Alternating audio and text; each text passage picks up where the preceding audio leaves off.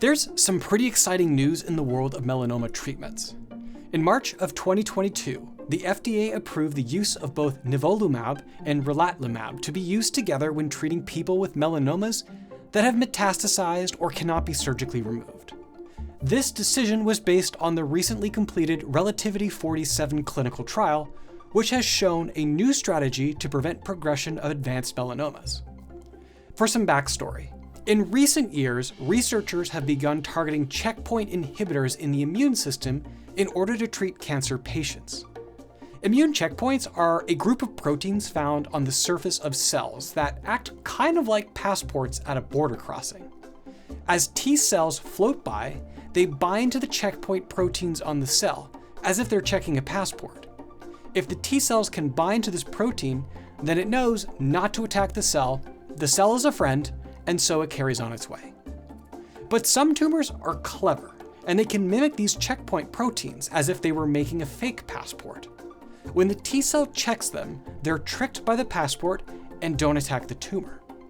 Drugs that inhibit certain checkpoints, appropriately named checkpoint inhibitors, bind to the checkpoint proteins on the T cell and tumor cells, preventing them from binding to each other. And so, the T cells sees the tumor as an invader and attacks.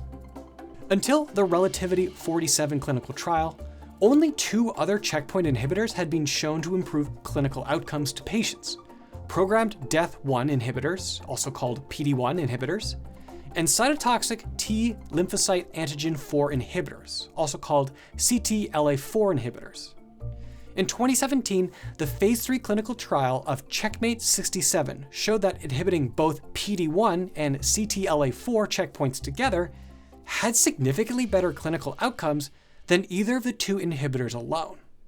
The Relativity-47 clinical trial builds on this previous trial.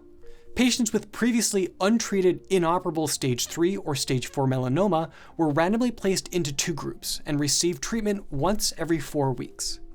One group received a combination of relatlimab, a lymphocyte activating gene 3 inhibitor, or LAG3 inhibitor for short, and nivolumab, a PD-1 inhibitor. The other group received nivolumab on its own. The primary goal of this study was to measure progression-free survival, which was the length of time from when the treatment started to when the melanoma began to grow again. And the results are pretty promising. The combination therapy group had more than twice the median progression-free survival period when compared to the nivolumab-only group, a median of 10 months versus 4.5 months. The combination therapy group was also 25% less likely to have their melanoma continue growing. When we graph the progression-free survival over time, a few interesting things jump out. First, the combination therapy group begins to see longer progression-free survival within 3 months. Second, 30% of participants still had progression-free survival after 30 months before the study closed. What that means is it's possible these patients may have even longer progression-free survival than that. We just don't know because the study ended.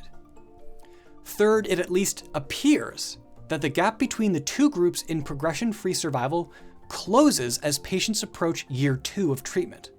More research would be required to explore this, and other confounds would need to be ruled out. But it's possible that relatlimab's added benefits may be limited to a specific window of time. And fourth, the combination therapy looks to improve outcomes for all patients, regardless of their prognosis or type of melanoma. For example, patients with melanoma that metastasize to their lungs or liver, or patients who have a rare form of melanoma, such as acral melanoma, saw improvements with the combination therapy, even though their prognosis is worse. Treatment was not without its risks, though. Nearly everyone in both groups experienced side effects. About 19% of patients in the combination therapy group had severe or life-threatening adverse reactions to treatment, compared to 10% of patients in the nivolumab-only group. But it's worth noting that less than 1% of patients died from the treatment in both groups. Those adverse rates sound really high, and frankly, they are. But for a lot of these advanced melanoma patients, the risks might be worth it. So, how does this trial compare to the similar CheckMate 67 trial? Well, 12-month progression-free survival is almost the same for both the relatlimab, nivolumab, and ipilimumab, nivolumab groups.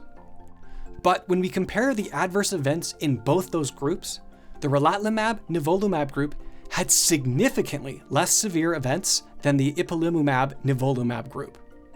So it seems that relatlimab, nivolumab is a similar performing but safer therapy than ipilimumab, nivolumab. So you might be wondering, should you treat advanced melanoma with relatlimab and nivolumab together? I think from my perspective, the answer is yes. Not only are patients on relatlimab, nivolumab therapy more likely to stop the progression of melanoma for longer, but they're also less likely to experience severe adverse effects than other similar combination therapies. But what do you think? Will this study change how you treat metastatic or inoperable melanoma? Let me know in the comments below. If you liked this video, we've recently made a few other videos on melanoma that you might want to check out, like if sunscreen actually prevents melanoma or not, or if people of color should wear sunscreen at all. We've left links in the description below.